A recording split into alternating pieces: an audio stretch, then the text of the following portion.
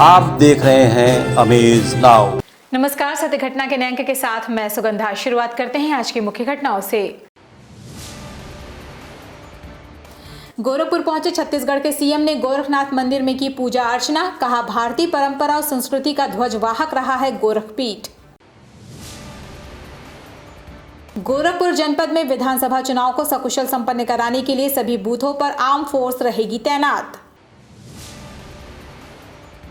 विधानसभा चुनाव में पारदर्शिता बनाए रखने के लिए गोरखपुर जनपद के 50% बूथों पर मतदान का होगा सीधा प्रसारण। गोरखपुर जनपद का पुलिस विभाग बिना भय मतदान के प्रति कर रहा है लोगों को जागरूक। बलिया पहुंचे मनोज तिवारी ने जनता से बीजेपी के पक्ष में वोट करने की अपील। देवरिया पहुंचे छत्तीसगढ़ के मुख्यमंत्री ने प्रदेश की योगी सरकार पर साधा निशाना। आजमगढ़ जनपद में गोली लगने के बाद दबोचा गया जहरीला शराब कांड का मुख्य आरोपी नदीम। और गोरखपुर जनपद में विधानसभा चुनाव के मद्देनजर वाहन चेकिंग अभियान हुआ तेज। और अब सत्य घटना विस्तार। उत्तर प्रदेश विधानसभा चुनाव के मद्देनजर कांग्रेस के स्टार प्रचारक और छत्तीसगढ़ के मुख्यमंत्री भूपेश बघेल आज गोरखपुर पहुंचे सीएम भूपेश बघेल ने गोरखनाथ मंदिर पहुंचकर बाबा गोरखनाथ का पूजन अर्चन किया। इस दौरान उनके साथ छत्तीसगढ़ के विधायक कुंवर सिंह निषाद और कांग्रेस के राष्ट्रीय सचिव राजेश तिवारी भी मौजूद थे। मुख्यमंत्री भूपेश बघेल गोरखनाथ मंदिर में करीब 20 मिनट तक रहे। उसके बाद उनका काफिला हवाई अड्डे के लिए रवाना हो गया, जहां से वे हेलीकॉप्टर से भाटपा रानी विधानसभा क्षेत्र के लिए रवाना हो गए।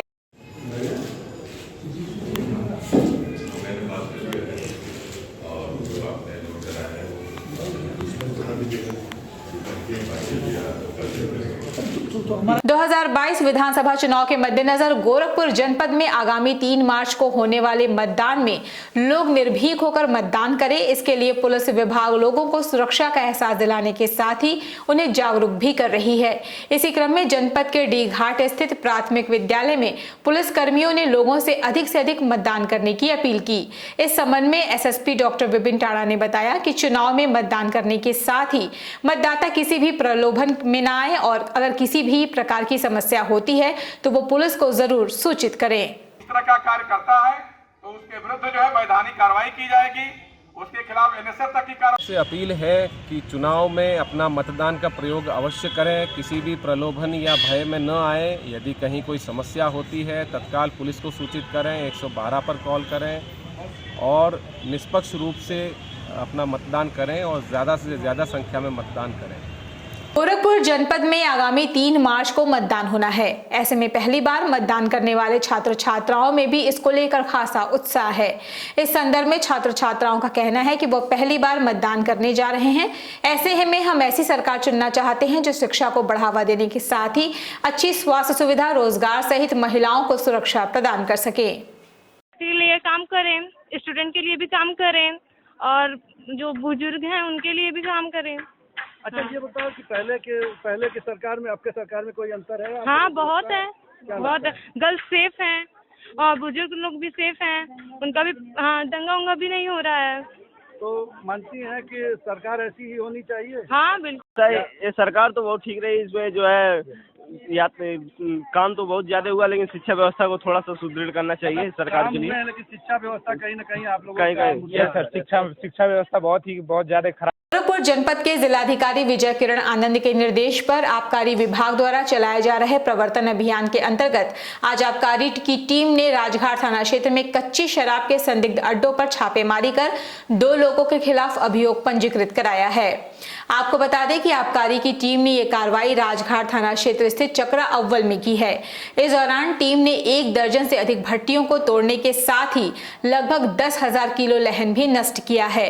इस संदर्भ में आबकारी निरीक्षक राकेश कुमार त्रिपाठी ने बताया कि अवैध कच्ची शराब के इस धंधे की वजह से आए दिन लाखों रुपए के राजस्व का नुकसान होता है।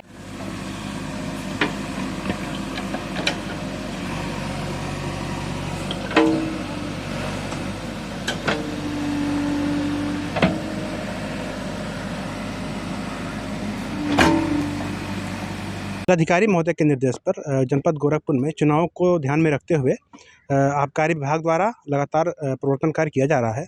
उसी के क्रम में आज की भी कार्रवाई हो रही है। थाना राजघाट अंतर्गत जो है चक्रा अव्वल का क्षेत्र है, अमृतानी का राप्ती नदी के किनारे, वहाँ पे हम लोग सुबह से दबिश की कार्रवाई कर रहे हैं। सुबह से जो है हम लोग जेसीबी, जहाँ तक जेसीबी आ पाई वहाँ तक हम लोग जेसीबी के सहयोग से लहन नष्ट किए। उसके बाद हम लोग आबकारी सिपाहियों के सहयोग से जो ज़मीन के अंदर गड्ढे में लहन है उसको जो है नष्ट कर रहे हैं। और सुबह से करीब हम लोग 10,000 किलोग्राम के आसपास लहन नष्ट कर चुके हैं। कम से कम 12-13 भट्टियाँ जो है सुबह से हम लोग तोड़ चुके हैं। और आगे भी जो है अभी हम लोग दिन भर ये कार्रवाई जहाँ तक है वहाँ आज पूरी जो है ख़त्म करके जाएंगे यहाँ से। गोरखपुर जनपद में होने वाले विधानसभा चुनाव को सकुशल संपन्न कराने के लिए जनपद के सभी बूथों पर सेंट्रल आर्म फोर्स को तैनात किया जाएगा। आपको बता दें कि इस बार जनपद में 130 से ज्यादा आर्म फोर्स को भेजा गया है, जिसमें एसएसबी, बीएसएफ, आईटीबीपी सहित अन्य फोर्स शामिल हैं। इसके साथ ही पूरे क्षेत्र में भ्रमण के लिए टीमें लगाई गई हैं। इस संदर्भ में एसएसपी विपिन टाड़ा ने बताया कि चुनाव को सकुशल संपन्न कराने के लिए 50,000 से अधिक लोगों को पाबंद भी किया गया है।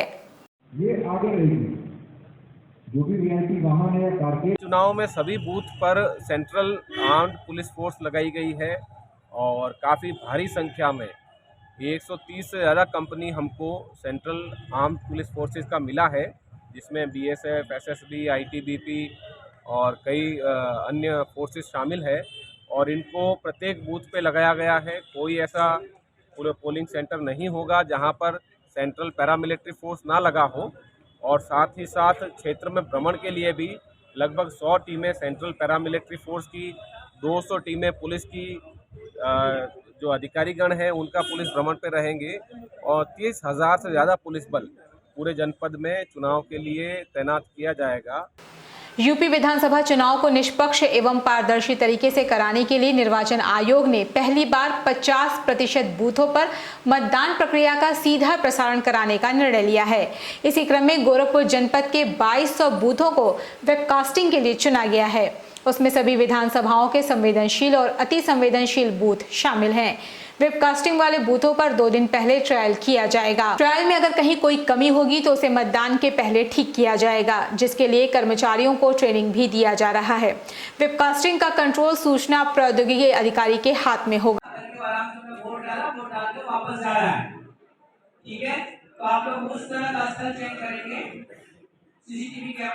इलेक्शन कमीशन का जो निर्देश है 2200 बूथों पे वेबकास्टिंग होनी है। इसके लिए पंचायत सहायक, बीएमएम और ग्राम रोजगार सेवकों की ड्यूटी लगाई गई है और उसके लिए ट्रेनिंग दी जा रही है, नेटवर्किंग को लेके, वेबकास्टिंग को लेके। और ये 3 मार्च को जो विधानसभा इलेक्शन है उसमें इसकी वेबकास्टिंग होगी और सारे ही निर्देशों का इलेक्शन कमीशन का पालन किया जा रहा है।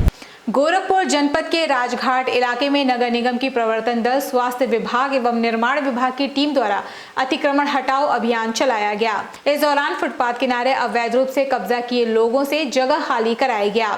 इस संबंध में प्रवर्तन दल टीम के प्रभारी कर्नल सीपी सिंह ने बताया कि इस समय स्वच्छता पखवाड़ा चलाया जा रहा है, साथ ही स्वच्छता सर्वे भी होना है, इसलिए सड़क किनारे गलत तरीके से दुकान लगाने वालों के खिलाफ कार्रवाई की जा रही है।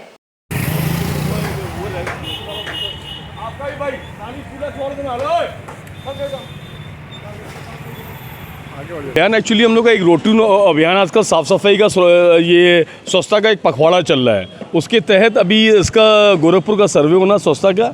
तो हमारे यहाँ पे ये जो हासूपुर का इलाका है, रामलीला से मतलब यहाँ पर रामलीला मैदान है, वहाँ से लेके ये अपना राजघाट का इलाका है, तो दोनों तरफ यहाँ काफ़ी व्यापारी हैं लकड़ी वाले, तो वो सफाई बहुत कायदे से जो होनी थी वो हो नहीं पाई है। तो आज उसी की तरह एक अभियान चला है, उसमें स्वास्थ्य की टीम है और हमारा निर्माण विभाग है और ईटीएफ प्रवर्तन दल है।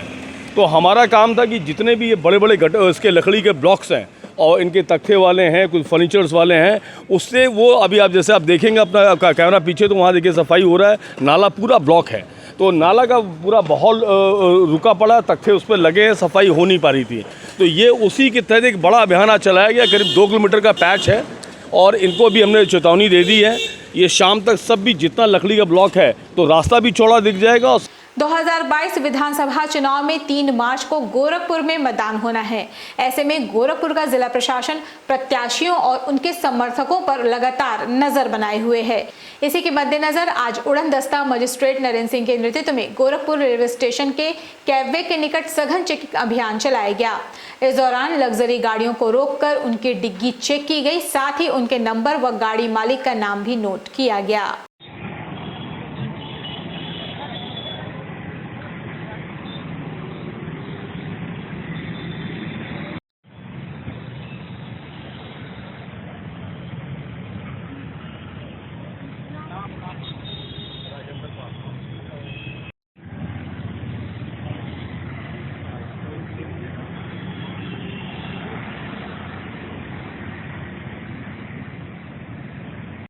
अभिनेता एवं दिल्ली के सांसद मनोज तिवारी ने दोपहर में बलिया नगर विधानसभा सीट से भाजपा प्रत्याशी दयाशंकर सिंह के पक्ष में चुनावी सभा में लोगों से भाजपा के पक्ष में वोट करने की अपील की। इस दौरान भाजपा सांसद बेटी बचाओ बेटी पढ़ाओ अभियान की बात करते हुए सभा में आए लोगों को अपना गीत भी सुनाया। इस दौरान मनोज तिवारी ने कहा कि 2017 में प्रदेश की जनता ने भाजपा पर जो भरोसा जताया है उसको पार्टी ने टूटने नहीं दिया। भारत माता की, भारतीय जनता पार्टी जिंदाबाद, भारतीय जनता पार्टी जिंदाबाद। तो हमार माई कलश की निमिया के डाढ़ गाओ। मेरी माँ ने क्या कहा, निमिया के डाढ़ गाओ, और मैं गाना गाया, निमिया के डाढ़ी मैया हर डालली झूलुआ हो की झूली रे झूली ना, मैया मोरी गावेली गीतिया हो कि झूली रे झूली ना। भाई उनके पास दावा करने के अलावे और कुछ है क्या सत्ता के पास? जी। वो दावा नहीं कर सकते हैं, सिर्फ दावा कर सकते हैं। जिसने उत्तर प्रदेश को संस्कृति से लेकर विकास तक को बढ़ाने का काम किया है, उस योगी मोदी जी में विश्वास के साथ खड़ा है उत्तर प्रदेश का जन। बलिया जनपद के बांसडीह विधानसभा क्षेत्र में बीजेपी कार्यकर्ता पर हुए जानलेवा हमले के बाद बीजेपी प्रत्याशी केतकी सिंह का एक वीडियो सोशल मीडिया पर बहुत ही तेजी के साथ वायरल हो रहा है।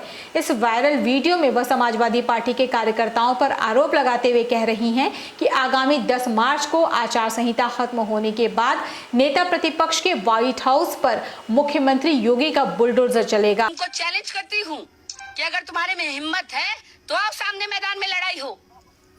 गरीबों को अपने आप गरीबों का नेता बनते हैं अपने आप को। ये गरीबों और मजदूरों का नेता ऐसा होता है, आपको इतना ही मतलब है।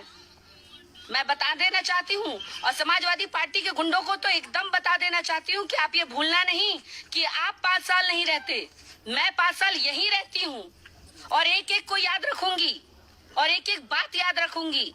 चुनाव की आचार संहिता 10 तारीख को खत्म होने वाली है। उसके बाद जिसने भी मेरे कार्यकर्ताओं को या मेरे संगी साथियों को या किसी भी मजदूर या मजबूर को यह समझा कि वो प्रताड़ित करने की चीज है, तो तुम लोगों के कलेजे पे चढ़ जाऊंगी। जानते नहीं हो मुझे। आजमगढ़ जनपद के अहरौला थाना अंतर्गत पूर्वांचल एक्सप्रेस वे पर फुलवरिया सोफीपुर मोड़ के पास गुरुवार की तड़के मुठभेड़ में 50,000 रुपए का इनामी एवं अवैध शराब फैक्ट्री का संचालक नदीम को घायल होने के बाद पुलिस ने गिरफ्तार कर उसे इलाज के लिए जिला अस्पताल में भर्ती कराया। आपको बता दें कि आजमगढ़ पुलिस ने बीते मंगलवार की रात अहरौला थाना क्षेत्र के रुपईपुर गांव में छापेमारी कर अवैध कच्ची शराब की फैक्ट्री पकड़ी थी। इस फैक्ट्री में निर्मित जहरीली शराब पीने से अब तक 15 लोगों की मौत हो चुकी है।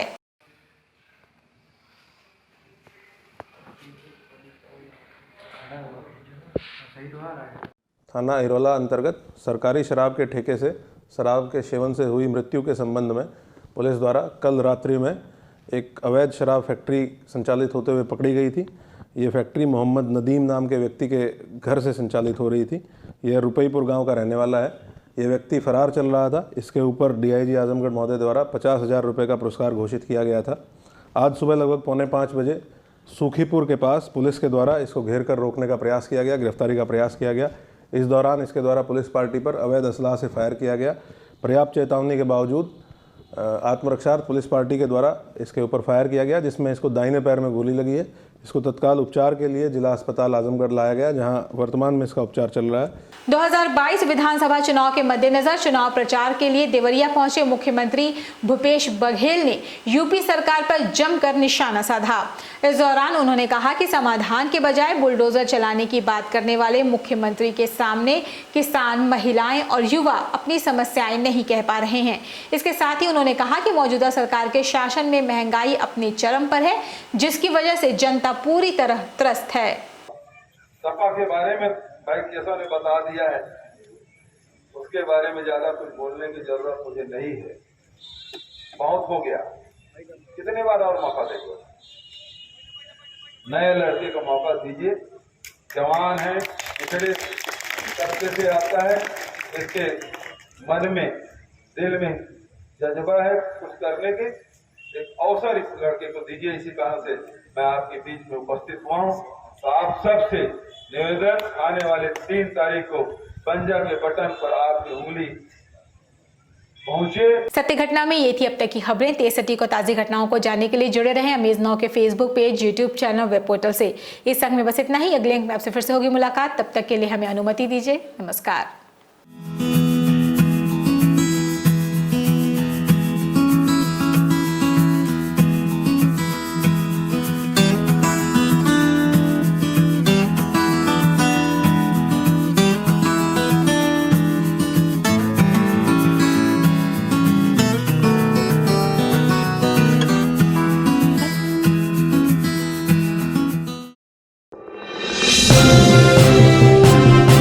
आप देख रहे हैं अमेज नाउ।